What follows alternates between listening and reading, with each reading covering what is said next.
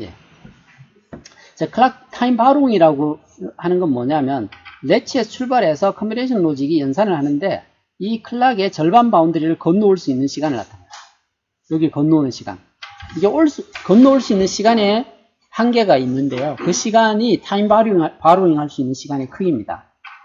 그리고 파이프라인 구조일 때는 여기 메인 클락이 있어요. 이게 이제 전체 클락의 주기가 이거고요. 여기는 클락 주기의 절반에 해당하는 타이밍이거든요.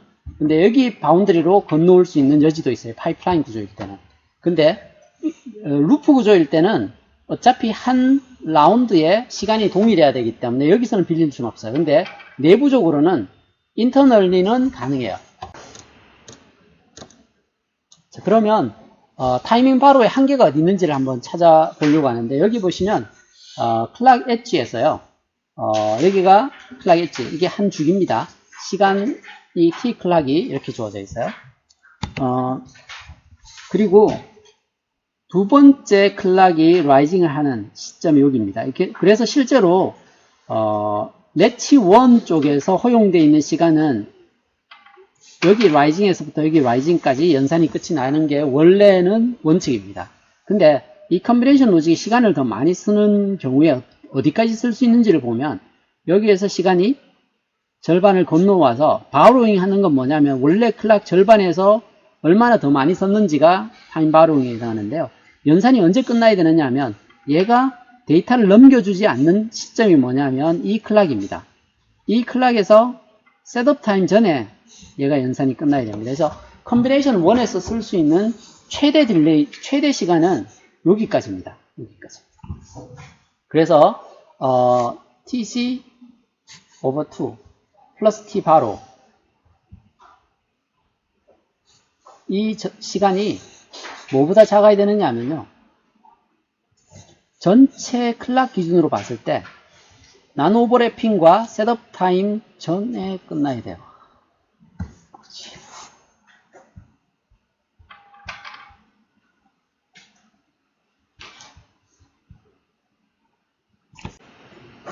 시간을 한번 보시면 이 시간이 여기 시간이 뭐보다 작아야 되느냐 하면 전체 시간에서 이 두 개 시간을 제외한 시간 이하로 맞아야지 이 렛치를 건너갈 수가 있어요. 홀딩이 될 수 있어요. 여기 연산된 결과가 Q2에 전달되기 위해서 요구되고 있는 맥시멈 시간입니다. 그래서 시간을 빌려올 수 있는 한계는 절반에서 T 셋업 플러스 T 나노 오버랩을 제외한 시간 정도를 제외한 게 빌려올 수 있는 최대 시간이 되게 됩니다. 여기를 일단 건너가고 나면 그 다음 로직이 연산할 수 있는 여지는 있거든요. 그래서 클락 바운더리가 소프트 에지를 가지고 있어요. 투 페이지 렛치를 쓰게 되면 특징이 클락 바운더리에서 정확하게 데이터가 연산이 끝나지 않고 약간의 시간적인 여유를 가질 수 있는 조건을 가지고 있습니다. 그래서 얼마나 빌려올 수 있는지를 계산하면 이 정도의 시간을 가져올 수 있습니다. 앞쪽에서 이들이 그 이타늄 프로세서를 만들 때 펄스 렛치나 혹은 플립플랍일 때 문제를 풀어봤었는데요. 투페이지 렛치일 때를 한번 풀어보죠. 앞쪽에서 보면 여기 렛치가 애더 앞쪽에 렛치가 하나가 있고요. 애더를 지나고 나면 두 번째 렛치가 이렇게 있어요. 그래서 이게 투페이지 렛치로 이게 페이지 1 렛치, 이게 페이지 2 렛치로 구성이 되어 있습니다. 여기에 렛치의 조건이 주어져 있어요. 렛치의 셋업 타임 40피코, 홀드 타임 5피코세크, 클락 투 큐 82피코세크, 오염 시간이 이렇게 해서 여기 지금 렛치의 타이밍 조건이 이렇게 주어져 있어요. 이렇게 주어져 있을 때 최대 빠르기 하고 빌려올 수 있는 시간을 계산해 보려고 합니다. 지금 투 페이지 렛치의 맥스 딜레이 컨스트레인트가 어떻게 되어 있었냐면 맥스 딜레이 컨스트레인트는 투 페이지 렛치인 경우에는 앞쪽에서 데이터에서부터 Q로 건너오는 TPDQ가 있었어요. 클락 엣지를 기준으로 안 하고 데이터가 변한 시점을 기준으로 여기가 데이터가 변하는 시점이죠. 여기가 데이터가 변한 시점을 기준으로 이게 건너오는 시간, 이게 TPDQ입니다. 건너오는 시간이 있고요. 그리고 여기 propagation delay가 있어요. TPD1이 있고요. 그리고 다시 여기에서 건너가는 시간이 있어요. TPDQ2. 이게 여기 시간 건너오는 시간이고요. 이게 얘가 가지고 있는 propagation delay를 나타내고요. 여기가 이렇게 건너오는 데 걸리는 시간이고요. 나머지가 이 전체의 딜레이를 나타내요. 그게 클락 주기 값을 결정을 하게 되거든요. 이 시간보다 클락 주기가 길어야 돼요. 그래서 지금 앞쪽에서 그 TPDQ 어느 걸 써야 되냐면 얘를 써야 됩니다. TPDQ를 가져와서 2배의 TPDQ를 하고요. 그리고 지난번에 이 이타늄 프로세서의 전체 딜레이, propagation 딜레이를 다 합쳤을 때가 1000이었어요. 그래서 어차피 얘와 여기를 더하게 되면, 이 둘을 더하게 되면 1000 정도가 나옵니다. 그래서 계산하면 1164 피코세크 정도 되기 때문에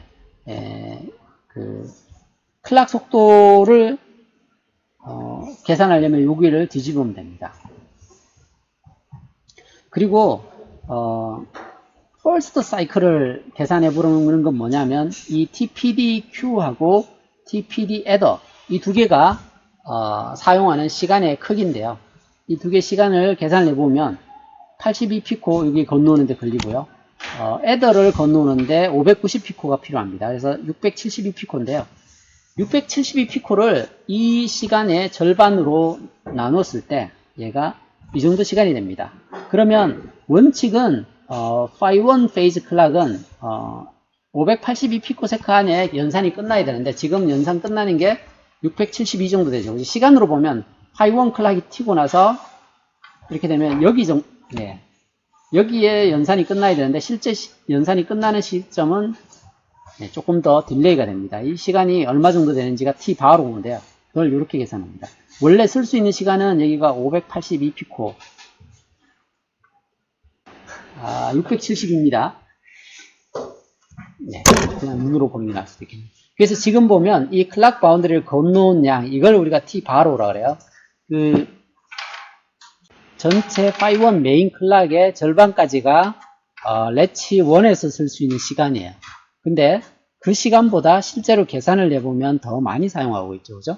그러면 클락 바운드리를 건너오고 남아있는 시간이 바로인 시간인데 현재 같은 경우에는 672피코를 실제 썼고 허용된 시간은 원래 582피코입니다. 그래서 이 차이가 빌려온 시간에 해당하게 됩니다. 펄스 레치를 사용하는 경우에도 마찬가지로 이게 펄스 폭이 셋업 타임보다 큰 경우에 이제 T 펄스 폭이 셋업 타임보다 크면 그 차이만큼 빌려올 수 있습니다. 펄스 폭이 넓으면 데이터를 홀드하는 시간이 뒤쪽에 폴딩했을 때 홀딩을 하니까요. 얘와 마찬가지로 이때 홀딩을 하게 됩니다. 펄스 레치에. 그래서 이 펄스 폭이 펄스 레치가 있는 경우에는 이렇게 생각하시면 됩니다. 데이터가 이렇게 동작을 하고 있는데요. 지금 이때 클로즈를 하니까 이 시간만큼 원래는 쓸 수 있는데 펄스 레치면 이때 데이터가 홀딩이 되게 됩니다. 근데 그 셋업 타임 전에 데이터가 완료가 돼 있어야 되니까요. 실제로 빌려올 수 있는 시간은 요만큼이 빌려올 수 있는 시간이에요. 이게 바로 이 시간이죠. 그래서 펄스 레치인 경우에는 펄스 폭이 얼마냐에 따라서 빌려올 수 있는 시간이 좀 달라집니다. 자, 여기까지가 지금 말씀드렸던 게 순차회로를 다룰 때 맥스 딜레이 컨스트레인트, 그리고 미니멈 딜레이 컨스트레인트, 그리고 클락 바운드리에서 시간을 빌려올 수 있는 구조들에 대한 이야기였고요. 그 다음 주제는 클락 스큐에 대한 이야기입니다. 클락 스큐는 나중에 클락 트리 얘기할 때 조금 다시 이야기가 나올 텐데요. 클락 스큐는 저희들이 칩이 이렇게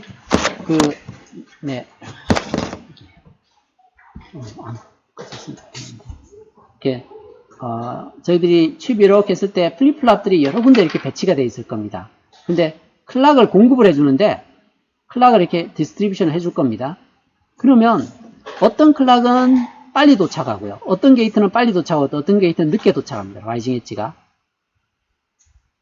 자, 이걸 우리가 스큐라고 얘기합니다. 자, 클락 스큐라고 했을 때 스큐는 뭐와 관계되어 있냐 하면 클락 디스트리뷰션 아키텍처와 관계되어 있어요. 어떤 게이트는 빨리 클락을 받고 어떤 게이트는 늦게 클락을 받아요. 그 차이를 스큐라고 합니다. 가장 빨리 받는 클락 라이징 엣지 그리고 가장 늦게 받는 라이징 엣지 이 둘의 차이를 스큐라고 얘기합니다. 그래서 앞쪽에서 저희들이 해석을 할 때는 모든 디바이스가 똑같은 시간에 클락을 받는다고 생각을 했어요. 그러면 스큐가 없는 거예요. 스큐가 제로인 경우죠. 그죠? 근데 스큐가 실제로 시스템에서 클락 네트워크로 이제 클락을 분배를 해줄 때 어느 놈은 클락을 빨리 주고 어느 건 늦게 줍니다. 그래서 클락 스큐를 없애려면 똑같이 클락을 받도록 대부분의 경우에 빨리 받는 클락을 느리게 만들어줘야 돼요. 그래야지 동일한 시간에 타이밍을 맞춰서 뜰 수가 있겠죠. 그죠? 그렇게 해도 스큐는 생길 수밖에 없습니다. 자, 스큐를 이해를 할 때 얘가 받는 클락과 얘가 받는 클락 이 둘이 동일한 시간에 받으면 스큐가 없어요. 근데 시간이 서로 다를 때 어떻게 고려를 해야 되는가를 보도록 하겠습니다. 맥스 딜레이 컨스트레인트와 미니멈 딜레이 컨스트레인트 둘 다 영향을 받는데요. 맥스 딜레이 컨스트레인트를 한번 먼저 볼게요. 그러면 이렇게 생각해 볼 수 있습니다. 월스트 케이스는 얘가 가장 늦게 클락을 받아서 얘가 가장 빨리 클락을 받은 거에 셋업 타임을 맞춰야 되는.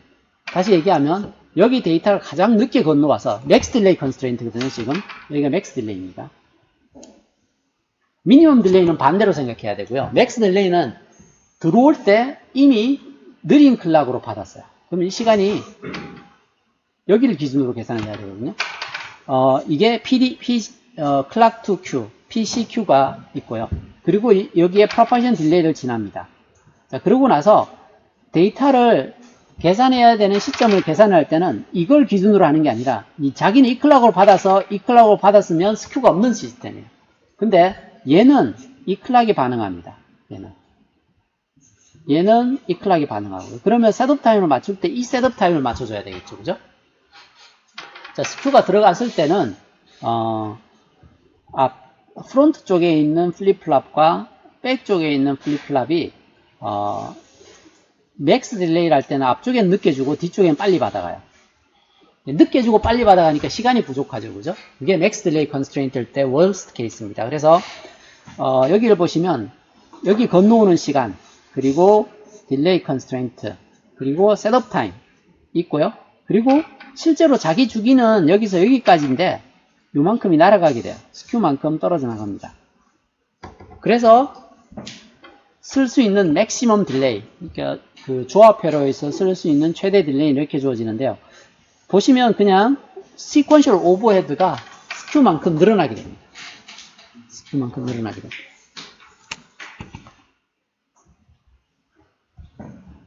그리고 미니멈 딜레이 컨스트레인트는 반대로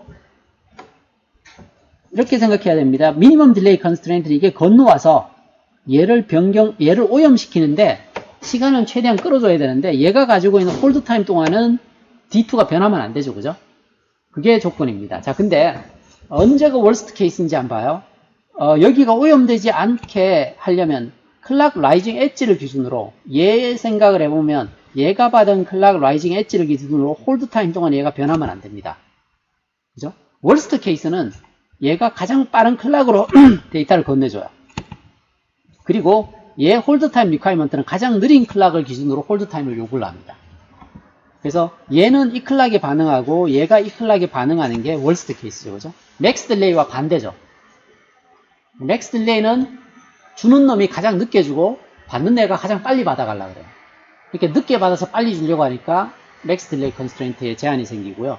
미니멈 딜레이 컨스트레인트는 홀드 타임에 대한 요구 조건입니다. 그래서 받아가는 이 D2의 데이터가 오염되는 시간이 홀드 타임보다는 긴 시간, 이렇게 홀드 타임 지나고 난 다음에 오염되는 건 상관없지만 홀드 타임 윈도우 안에서 데이터가 변해버리면 홀드 타임 바이올레이션을 일으킵니다. 그래서 데이터가 안정적으로 건너가려면 입력이 홀드 타임 동안은 유지가 돼야 됩니다. 그래서 그걸 요구할 때는 이 클락을 기준으로 요구를 합니다. 그래서 시간을 한번 생각해 보면 오염되는 가장 빠른 시간이 뭐냐면 여기 클락으로 얘가 데이터를 넘겨줍니다. 이때 건너오는 게 TCCQ예요. 그러면 Q1 값이 이 시점에서 변하기 시작합니다. 오염이 됐죠, 그죠? 그럼 이게 오염이 되고 나면 여기를 오염시키면 이제 D2가 변하는 거죠. 그래서 여기를 오염시키는 시간이 TCD가 됩니다. 그러니까 컨테미네이션 딜레이죠, 그죠? 여기가 오염이 되는 시간이에요. 근데 이 시간이 여기에 라이즈, 요 가장 느린 클락을 기준으로 계산했을 때 이 홀드 타임보다 얘가 길어야 돼요. 그래서 그 조건을 적어보면, 홀드 타임이 그 요구하는 조건은 뭐냐면 이 시간, T skew, 플러스에 T 홀드. 이 시간이 요 시간입니다. 이 전체. 이 클락을 기준으로 하게 되면 이 시간 더하기 이 시간이 지금 홀드 타임에 연관되어 있는 시간이고 이 시간보다 여기에 TCCQ 플러스의 TCD가 더 길어야 돼요. 그래야지 미니멈 딜레이 컨스트레인트를 만족합니다. 자, 맥스 딜레이 컨스트레인트는 프로파게이션 딜레이와 연관이 있고 미니멈 딜레이 컨스트레인트는 컨테미네이션 딜레이와 연관이 있다죠, 그죠? 그래서 여기에 보시면 이 컨테미네이션 딜레이가 어느 정도 이상이 돼야 되느냐면 여기에서 얘를 뺀 만큼 이 정도를 요구합니다. 그래서 스큐가 없다면 앞쪽에 홀드하고 TCCQ가 컨테미네이션 딜레이의 컨스트레인트로 들어가는데요. 지금은 최소 시간을 스큐만큼 더 끌어줘야 됩니다. 자, 스큐가 존재할 때 플립플랍 시스템일 때 맥스 딜레이 컨스트레인트와 민 딜레이 컨스트레인트가 어떤 제한을 받는지를 기억해 보시기 바랍니다. 왜 그런 모양을 가지게 되는지, 그리고 스큐의 데피니션이 뭔지를 생각을 해보세요. 스큐는 클락을 나눠줄 때 누구는 빨리 주고 누구는 늦게 주는 겁니다. 근데 라우팅을 하다 보면 누구는 빨리 주고 누구는 늦게 줄 수밖에 없거든요. 근데 이제 그 차이가 스큐인데 월스트 케이스에 맥스 딜레이 컨스트레인트와 미니멈 딜레이 컨스트레인트가 주어지게 됩니다. 근데 투 페이지 클락인 경우에 한번 봐요.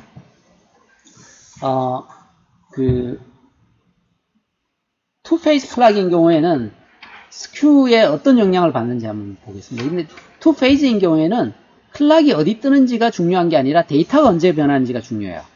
이렇게 PDQ를 쓰죠, 그죠? 데이터가 변해서 건너오는 시점.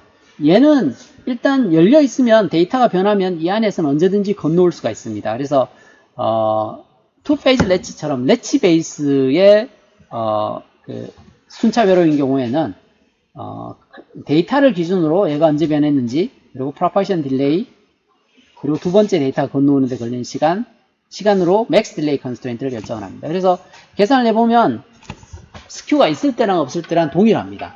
그래서 투 페이지 래치는 스큐 톨러런트한 특성을 가지고 있습니다. 스큐에 영향을 받지 않습니다. 그렇지만 이제 홀드 타임은 좀 달라요. 홀드 타임은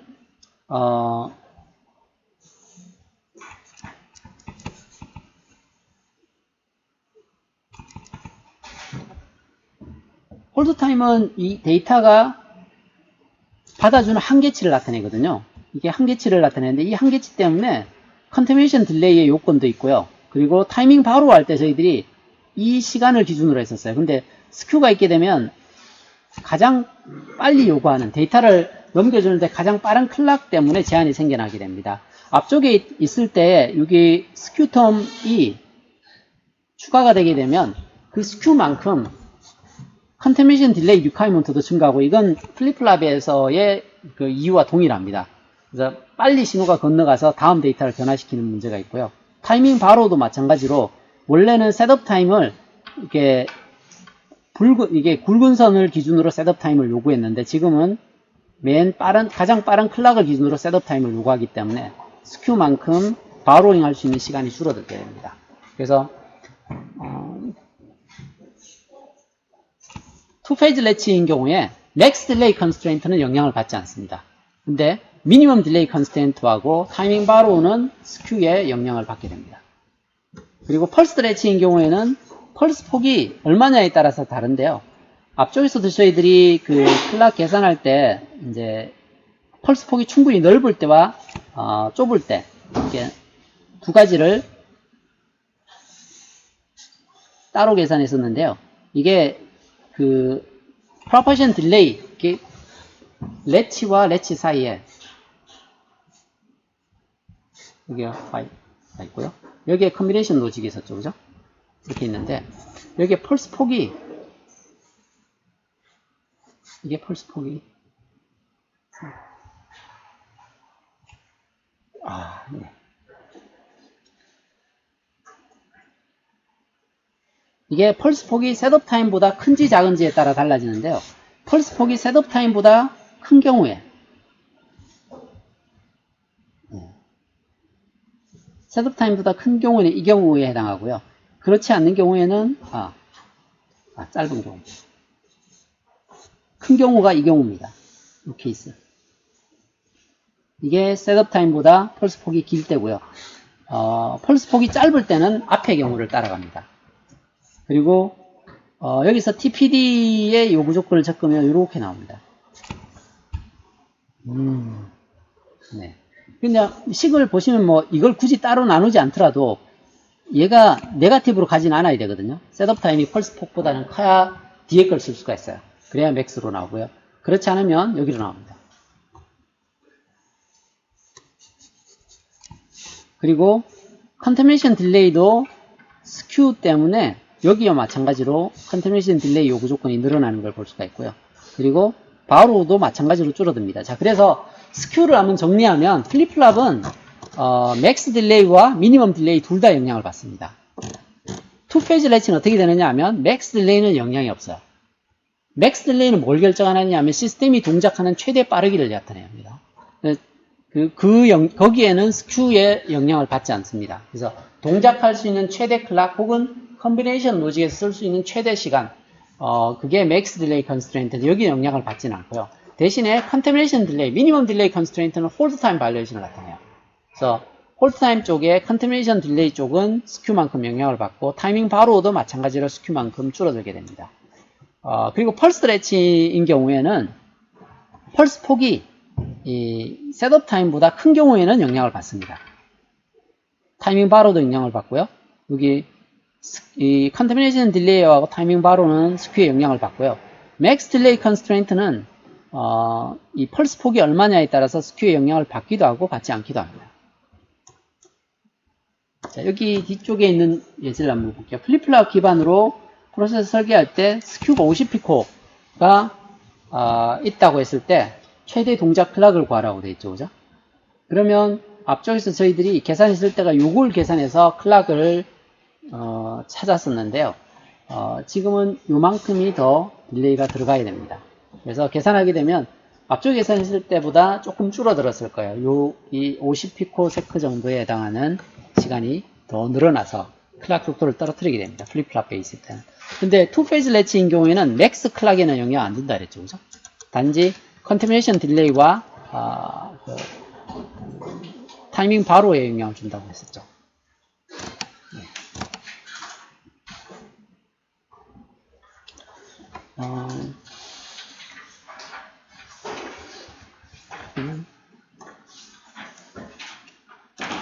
여기보다 클락 디스트리뷰션을 먼저 보는 게 나을 것 같네요.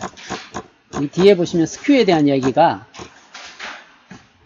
여기와 연관이 있거든요. 7.5전을 볼게요. 클락 디스트리뷰션 외로는 제가 말씀드렸듯이 스큐를 발생시키는 원인이 뭐냐 하면 클락 소스가 있어요. 클락 소스에서부터 클락을 사용하는 렛치와 플립플랍이 있을 때 얘네들한테 시간을 이렇게 클락을 공급을 하게 되는데 그냥 공급하게 되면 빨리 도착하는 데도 있고 늦게 도착하는 데가 있어요. 그래서 가장 빨리 공급한 시간과 가장 늦게 공급한 시간의 차이를 우리가 스큐라고 정의를 합니다. 그래서 여기 보시면 시스템이 동일한 시간에 동작하도록 클락을 사용을 하게 되는데요. 이게 previous 데이터와 next 데이터, 그러니까 현재 데이터와 다음 데이터의 시간을 구분해 주는데 클락을 사용을 하게 됩니다. 그래서 동일한 시간에 원래 도착을 해야 되는데 이 플립플랍이나 렛치가 동일한 클락에 동작을 해야 됩니다. 근데 이제 디스트리뷰션을 하다 보면 스큐가 발생을 하게 됩니다. 여기 예제가 있는데요.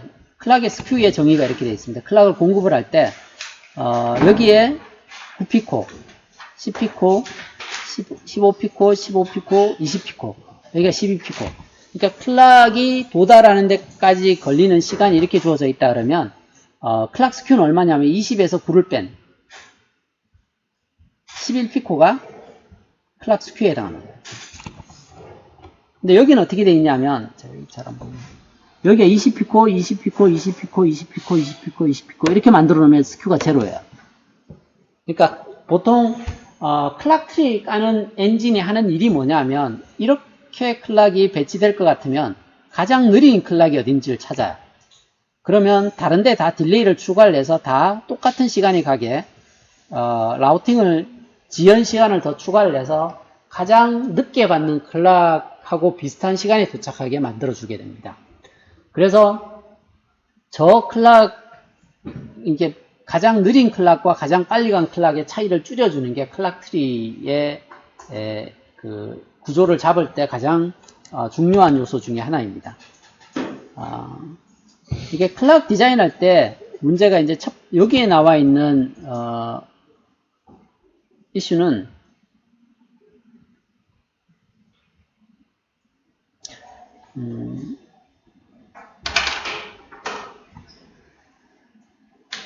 허용할 수 있는 클락 스큐의 한계는 뭐냐면 현재 쓰고 있는 클락 주기의 10% 정도까지는 허용을 할 수 있는데 저게 꽤 큰 값이에요. 근데 저것보다 많이 작게 만들어야지 앞쪽에서 봤듯이 오버헤드가 줄어들어요. 시퀀셜 오버헤드가. 그리고 전력 소모에 대한 얘기가 있었고요.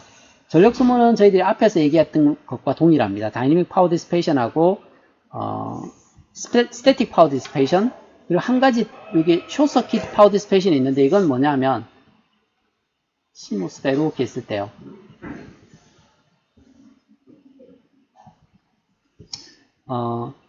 얘가 로우에서 하이로 트랜지션 할 때 보면 로우에 있을 때는 얘가 켜져 있죠, 그죠? 얘가 켜져 있고 끊어져 있어요. 근데 로우에서 하이로 트랜지션 하고 끝나고 나면 위에가 꺼지고 밑에가 켜질 텐데 이 중간에 둘 다 켜져 있는 순간이 있어요.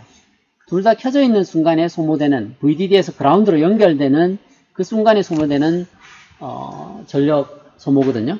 그래서 이게 여기에서 얘기하는 숏서킷 파워 디스페이션에 해당하는 겁니다. 그리고 스태틱 파워 디스페이션은 지금 같은 경우에는 스태틱 파워 디스페이션이 거의 안 생기죠. 둘 중에 하나는 꺼져 있으니까요. 그리고 다이내믹 파워 디스페이션은 이런 노드들이 가지고 있는 캐패시터 때문에 생겨나는 전력 소모를 나타냅니다. 그리고 클락의 특징이 크로스톡 얘기할 때 어그레서로 워킹을 하게 됩니다. 얘가.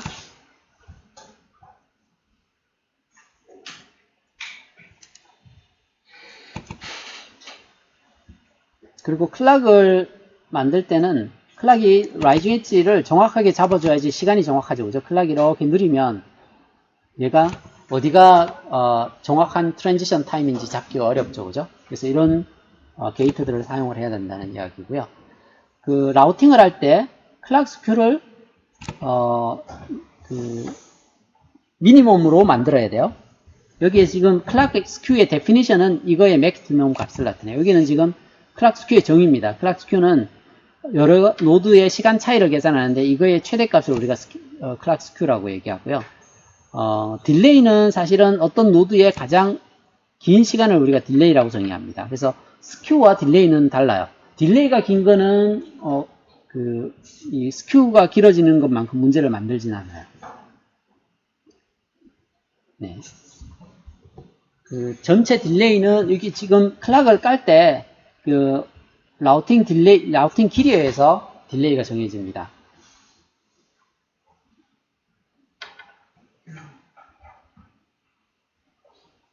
그리고 말씀드렸듯이 클락이 액티비티 팩트가 1이기 때문에 전력 소모도 크고 크로스톡 같은 현상도 많이 만들어내게 됩니다. 그 클락 디자인할 때 여기 보시면 라우팅하는 테크닉 두 가지가 소개되어 있는데 하나는 트리 구조고 하나는 메쉬 구조입니다. 메쉬 구조는 그리드를 짜서 만들고요. 트리는 대칭성을 가지고 트리를 깔게 됩니다. 여기 얘기하기 전에 이 구조를 한번 보죠. 클락을 깔 때 클락 디스트리뷰션 네트워크가 애독이라고 얘기하는 건 앞쪽에서 저희들이 봤던 이런 형태입니다. 딜레이를 보고 그때그때 맞춰서 딜레이를 추가해서 만들어내는 방식이 애독인데요. 그렇게 효율적이진 않지만 작은 면적에서의 클락을 깔 때는 유용합니다. 근데 대규모 면적에서 클락을 깔 때는 이 방식은 좀 쉽진 않고요. 메쉬 구조를 많이 씁니다. 그리드를 잘라서요. 여기 그리드를 잘라서 하는 경우 보시면 중앙에 클락 트리 메인 버스를 두고 하게 되면 지금 여기서부터 멀어지게 되면 딜레이가 길어지겠죠. 그죠? 이제 이런 형태의 그리드입니다. 이게 중앙에 클락 디스트리뷰션을 만들게 되면 여기가 클락이 가장 이제 빨리 공급이 되고요. 양쪽으로 갈수록 이게 지금 지연 시간을 그려놓은 거거든요. 이쪽 엣지로 갈수록 시간이 오래 걸려요. 만약에 우리가 이 메인 버스 두 개를 이렇게 깔아놨다면 그리드를 이렇게 깔아놓으면 여기하고 여기에는 시간이 작습니다. 근데 중앙으로 오거나 엣지로 가면 더 작아져요. 그리고 우리가 클락 트리를 이렇게 깔아주면 클락 트리는 이렇게 생겨 있는 겁니다. 이 지점들을 여기 시점에서 보게 되면 이렇게 지금 이런 바를 어떻게 이해하시면 되느냐 하면 이렇게 생겨 있는 클락 트리 바는 이렇게 생겨 있다고 보시면 돼요. 그러면 클락 소스에 출발하게 되면 이런 지점은 다 동일한 시간이에요.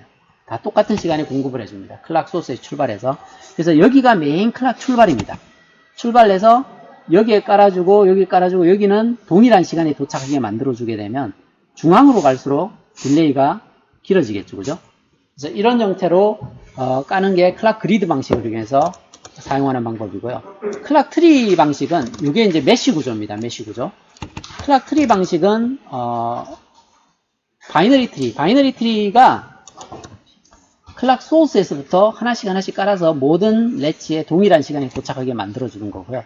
이건 칩 전체를 깔기는 좀 어렵고요. 메쉬 그리드를 할 때 사용할 수는 있습니다. 근데 되게 많이 사용하는 게 이 H 구조입니다. H 구조가 클락 소스가 출발을 여기서 하게 되면 여기에서 클락을 대칭점에서 분배를 하게 됩니다. 그러면 하나, 둘, 셋, 네 군데 분배를 하게 되면 동일한 시간을 가지거든요. 근데 이걸 반복하게 되면 넓은 범위에 클락 스큐를 줄이면서 그 클락 트리를 깔 수 있는 방법이 생깁니다. 그래서 여기를 클락 공급 지점으로 잡고 이게 지금 H 구조죠. 그죠? 다시 여기 네 군데를 다시 또 클락 원점으로 잡아서 다시 H로 반복을 하게 되면 클락 트리를 대칭으로 깔 수 있거든요. 그래서 그런 예제가 여기 보여줍니다. 그래서 칩의 센터에다가 클락을 공급을 하고요. 그 클락들을 대칭인 형태로 공급을 하게 되면 모든 끝점에서 딜레이들이 동일하게 됩니다. 그래서 이렇게 만들면 여기와 이런 지점에 아키텍처 상으로 클락 딜레이는 생기지는 않습니다. 공정 오차 때문에 생겨나는 건 어쩔 수는 없죠. 그죠?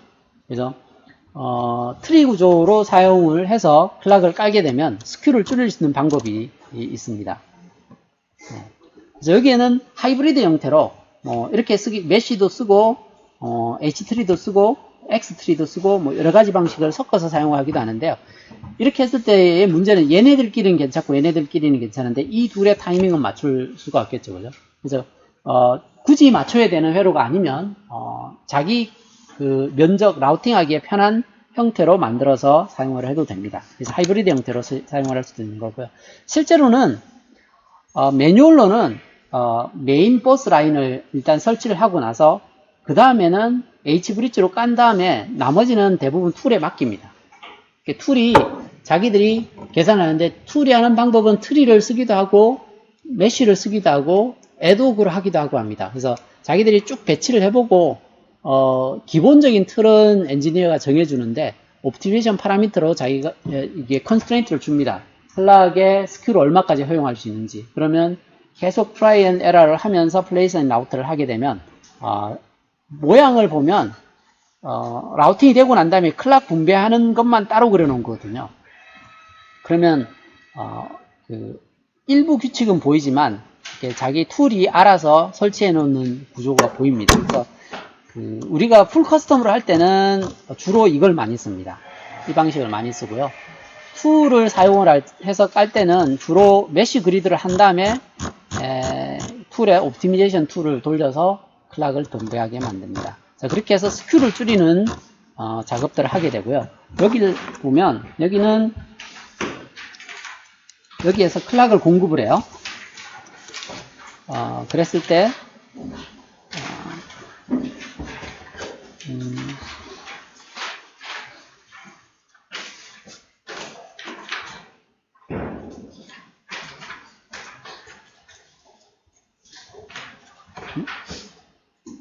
여기가 클락 1이고요. 여기가 클락 2, 여기가 클락 3예요.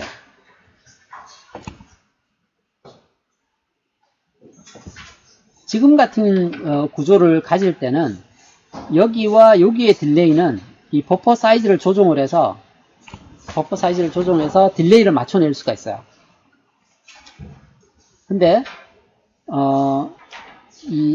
요렇게 생겨있는 중간에 버퍼가 삽입되지 않는 이런 딜레이, 이게 보면 그 라우팅 때문에 생겨난 딜레이거든요. 와이어를 깔다 보면 길이가 다 다르죠, 그죠? 길이가 달라서 그 딜레이가 달라지게 되고요. 그러면 스큐가 생겨날 수 있는데요. 그런 스큐들을 없앨 테크닉으로 이런 버퍼 사이즈를 스케일링합니다. 이렇게 드라이버 사이즈가 달라지면 길이가 멀면 약간 더 스트롱한 걸 쓰고요. 길이가 짧은 데는 약간 약한 걸 쓰고 하게 되면 타이밍을 맞춰낼 수는 있죠. 그래서 버퍼 사이즈를 조절하면 클락 1, 2는 똑같은 시간에 맞춰낼 수 있다는 얘기고요. 근데 클락 2, 3는 중간에 버퍼가 없기 때문에 어쩔 수 없이 여기와 여기는 스큐가 발생을 하게 됩니다. 그래서 지금 말씀드렸던 게 이제 시퀀셜 회로에서 그 맥스 딜레이 컨스트레인트와 미니멈 딜레이 컨스트레인트, 그리고 타이밍 바로 개념, 그리고 스큐가 들어갔을 때 어떤 일이 나는지, 그리고 스큐를 줄이기 위해서 클락을 어떻게 공급해야 되는지에 대한 내용들을 얘기를 했고요. 그리고 여기 그 중간에 있는 내용은 저희들이 그 시퀀셜 회로를 만들 때 플립플랍이나 레치를 사용해야 된다고 알고 있는데, 실제로 다이내믹 로직을 사용을 할 때는 그 타이밍이 어차피 프리차징과 이밸류에이션이 나눠져 있기 때문에 프리차징과 이밸류에이션을 가지고 시퀀셜 회로를 만들 수 있습니다. 그래서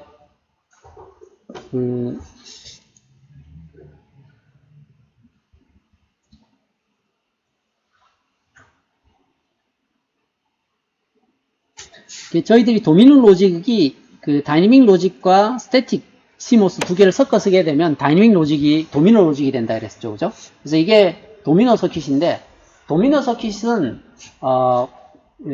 보통 저희들이 하이 쪽에서 프리차징을 했을 때 여기 출력을 스태틱 로직 가지고요, 이렇게 만들어서 뒤에서 쓰게 되면 여기가 하이로 프리차징이 되면 프리차징 스테이지일 때 이게 로로 동작할 수 있도록 개런티를 해주죠, 그죠? 이렇게 했을 때 장점이 푸트를 안 써도 된다는 장점이 있었고요.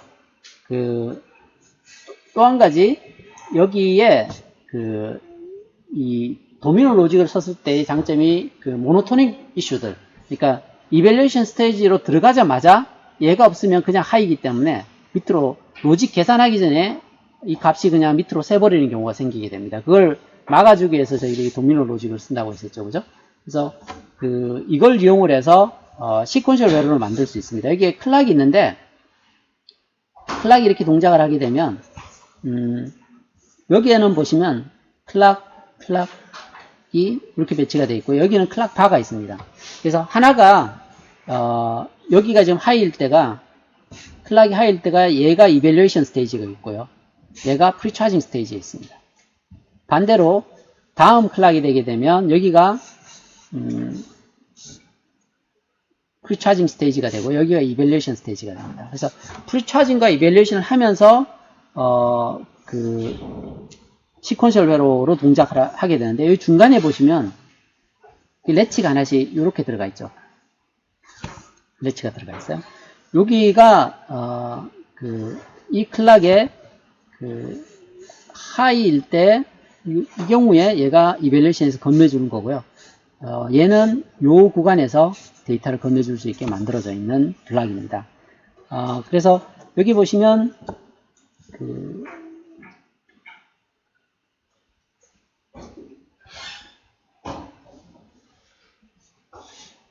프리차징과 이밸류에이션이 서로 나눠서 하고 있는 과정을 이게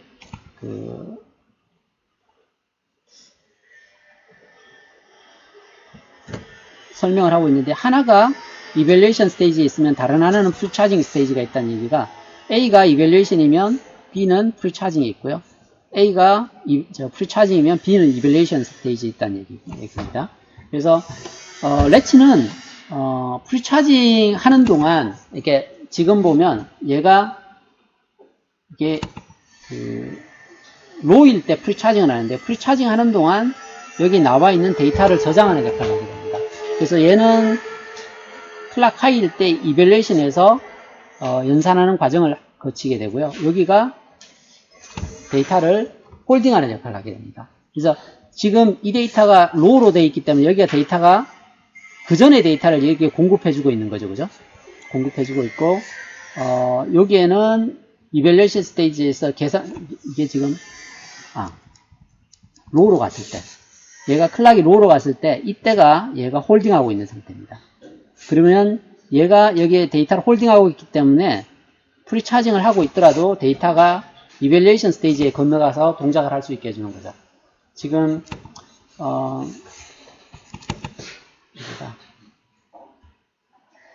얘가 이밸류에이션 스테이지에 있을 때는 연산을 해서 여기 데이터가 저장이 들어오게 됩니다. 근데 이쪽 블락은 그동안에 프리차징을 하고 있기 때문에 데이터를 받아가지 않습니다. 근데 다음 순간에 이게 이 순간에 오게 되면 여기가 프리차징으로 바뀌고 여기가 이밸류에이션으로 바뀝니다. 그랬을 때 이 프리차징 되는 것 때문에 데이터가 깨지지 않게 해주는 게 이 레치가 해주는 역할입니다. 그래서 요 방식으로 동작을 하고요. 이게 스큐가 있을 때는 이 스큐만큼 레치의 시간이 줄어듭니다. 그러니까 클락이 동작할 수 있는 게 이때 프리차징 스테이지로 가기 때문에 데이터가 깨지지 않으려면 이 클락에 맞춰서 데이터를 저장을 해야 되기 때문에 시퀀셜 오버헤드가 이 스큐하고 여기에 셋업 타임만큼 시간이 딜레이가 줄어들게 됩니다. 그래서 스큐가 없을 때 하고 스큐가 있을 때 두 개를 그려놨는데, 이게 스큐가 없을 때는 여기에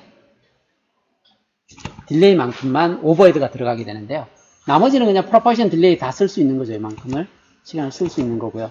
근데 이제 스큐가 있게 되면 스큐만큼 다시 시간을 더 잘라 먹는다는 얘기예요. 그래서 지금 여기에 TPD라고 되어 있는 부분은 뭐냐면 여기서 쓸 수 있는 프로포션 딜레이를 얘기해요. 그래서 프로포션 딜레이는 원래는 T 클락에서 두 개의 TPDQ만큼 먹게 되는데요. 여기는 TC에서 TPDQ의 마이너스 2배의 스큐만큼. 얘보다 실제로 이렇게 돼야 되죠. 작아져야 돼요.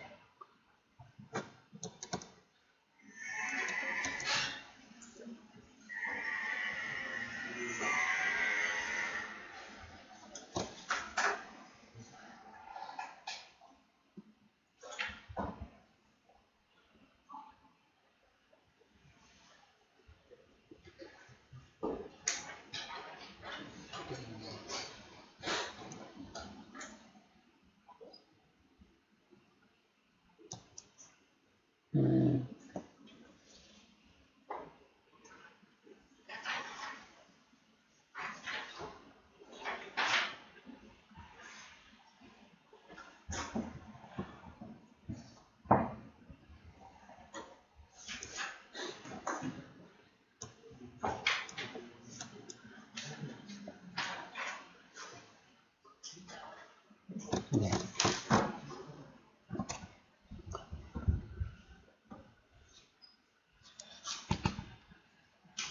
여기는 도미노 로직의 타이밍 바로 기능에 대한 이야기인데요. 이게 로직이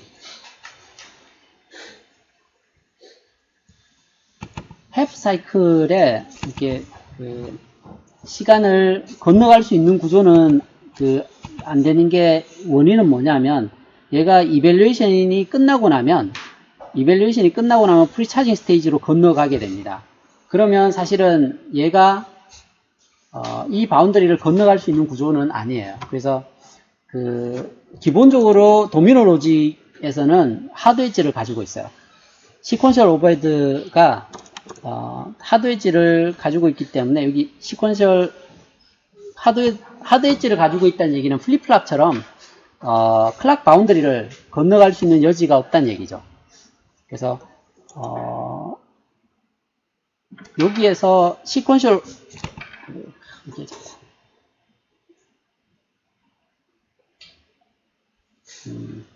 이야기는 뭐냐면 그 다이내믹 게이트가 라이징 엣지에서 이밸류에이션을 시작을 하기 때문에 데이터가 출발을 해요. 그리고 폴링 엣지에서 데이터가 래치에 홀딩이 돼야 됩니다.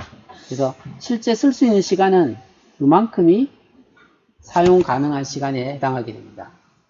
그리고 다음 페이즈 동안에는 사실은 얘가 사용하고 있는 시간이죠. 그죠? 얘가 이밸류에이션 하고 있는 시간입니다. 밑에 게. 그래서 이 블락이 사용하는 propagation delay, 얘가 사용하는 propagation delay는 실제로는 요 시간 안에 결정이 나야 되고요. 타이밍 바로는 허용되지 않는 구조를 가지고 있습니다. 그래서 그걸 하드 엣지라고 얘기를 하고요. 그리고 래치가 하는 역할은 뭐냐 하면 얘 래치가 없으면 이밸류에이션에서 프리차지로 건너갈 때 이 데이터가 여기로 제대로 건너간다는 보장이 없어요.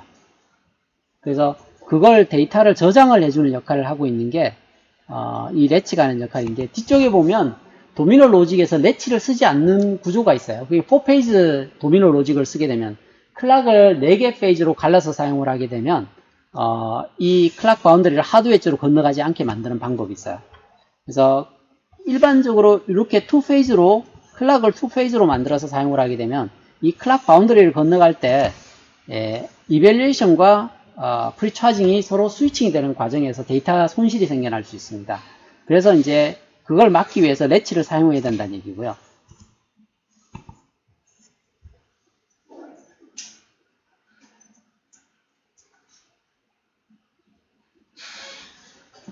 여기 이야기가 나중에 뒤쪽에 나오는 얘기하고 연관이 되어 있는데요.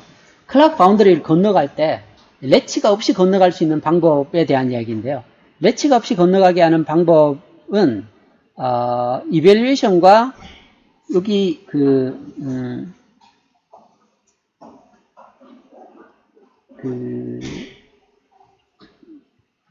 여기를 한번 살펴보세요. 이게 얘가 이밸류에이션을 하고 있고 얘가 프리차징을 하고 있는데 여기 겹치는 시간이 있죠. 둘 다 동시에 이밸류에이션을 하게 만들어놔요. 이게 어떤 의미냐면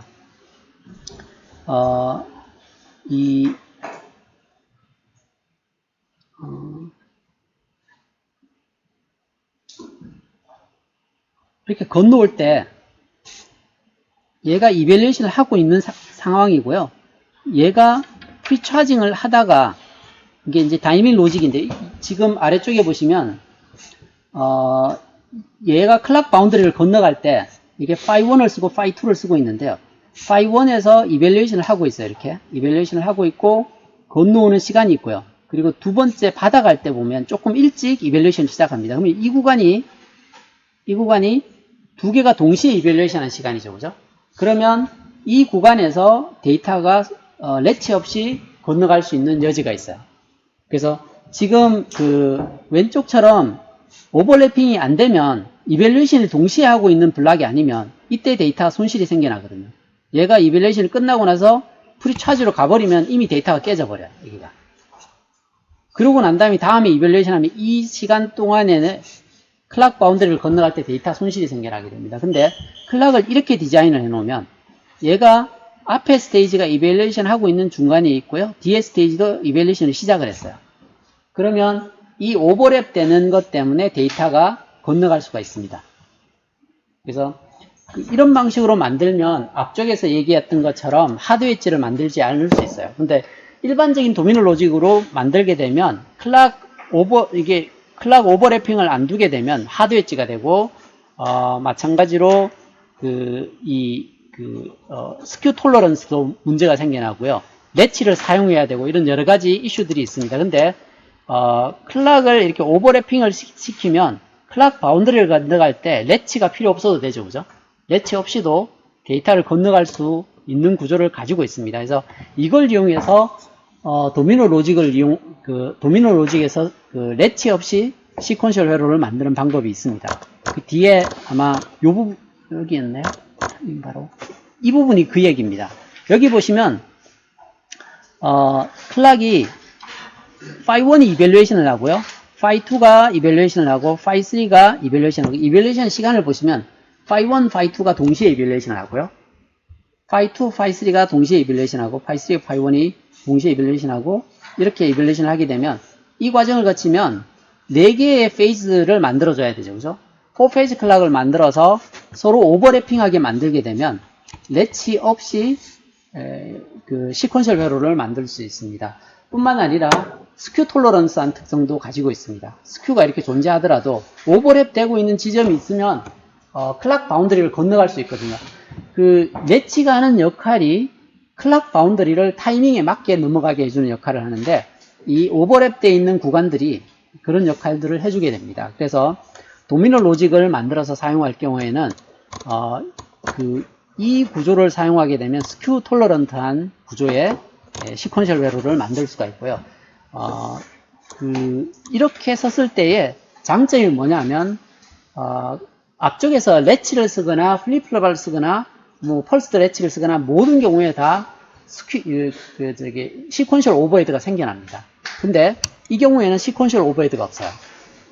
대신에 클락을 아주 잘 만들어줘야 됩니다. 클락 디스트리뷰션이 정확해야 되고 클락을 잘 만들어줘야 되는 문제들은 좀 있습니다. 그래서 모든 회로를 다 이렇게 만들긴 어렵습니다. 근데 부분적으로 하이스피드 요건을 만족해야 되는 구조들이 필요한 경우에는 시퀀셜 오버헤드가 없는 다이내믹 로직 가지고 고속 회로를 만들 수는 있는데 이렇게 만드는 걸 대규모 회로로 만들었을 때의 문제는 뭐냐면 클락 공급을 할 때 이 정확한 오버랩 되는 부분들이 문제가 생길 수가 있습니다. 스큐를 이렇게 스큐 톨러런트 하긴 하지만 이걸 오버랩 되는 지점을 정확하게 오버랩 될 수 있게 클락 공급을 해줘야지 얘가 클락 바운더리를 정확하게 건너갈 수 있거든요. 그래서 결론은 뭐냐면 다이내믹 로직을 썼을 때 이렇게 사용을 했을 때는 장점이 별로 없어요. 렛치를 사용을 하고 하드 엣지를 사용하기 때문에 장점이 없는데 여기처럼 클락 바운더리를 멀티 페이즈 클락을 만들어서 클락 바운더리를 건너갈 수 있게 만들어주면 렛치 없이 시퀀셜 오버헤드 없이 이렇게 순차 회로를 만들 수가 있고요. 시퀀셜 오버헤드가 없기 때문에 훨씬 더 효율적으로 시간들을 사용을 할 수가 있습니다. 단점은 뭐냐면 클락 공급 회로가 복잡해집니다. 그래서 넓은 회로의 대규모 회로로 만들기는 좀 쉽진 않고요. 근데 특정 영역에서 이런 다이내믹 로직을 써서 성능을 개선시키는 건 가능합니다. 그래서 지금 저희들이 살펴봤던 내용들은 순차 회로 만들 때에 맥스 딜레이 컨스트레인트, 민 딜레이 컨스트레인트 그리고 타이밍 바로 개념이 하드 엣지일 경우에는 타이밍 바로가 안 된다 그랬었죠. 그죠? 그 하드 엣지를 가지고 있는 게 플립플랍이고요. 주로 타이밍 바로가 가능한 회로는 투페이즈 렛치가 많이 사용이 되고요. 그리고 펄스 렛치인 경우에는 셋업 타임보다 펄스 폭이 길 때는 그 타이밍 바로가 허용이 됩니다. 근데 펄스 폭이 길면 앞쪽에 저희들이 그 맥스 딜레이 컨스트레인트에 보시면 펄스 폭이 길면 클락의 속도가 줄어듭니다. 그래서 실제로 장점은 없어요. 여기 보시면 셋업 타임보다 이게 길어졌을 때 장점이 그렇게 많아지진 않습니다. 그리고 이제 스큐에 대해서는 컨테미네이션 딜레이와 바로에 둘 다 영향을 주지만 맥스 딜레이 컨스트레인트에서는 펄스 폭이 충분히 길면 영향을 받지 않는다는 얘기를 했었고요. 그리고 다이내믹 로직 가지고 시퀀셜 회로를 만드는 방법에 대해서 얘기를 했었는데 여기 이밸류에이션 스테이지를 서로 겹치게 클락을 만들면 적어도 이렇게 동작하게 하려면 4개 이상의 클락이 필요해요. 4페이지 클락을 만들어서 서로 오버랩 되게 만들면 클락 바운더리를 잘 건너갈 수 있게 만드는 방법이 있고요.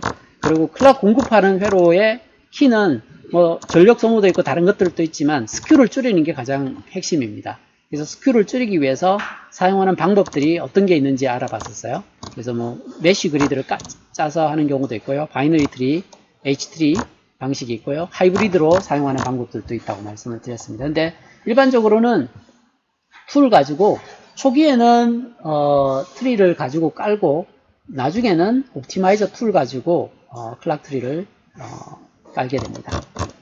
네.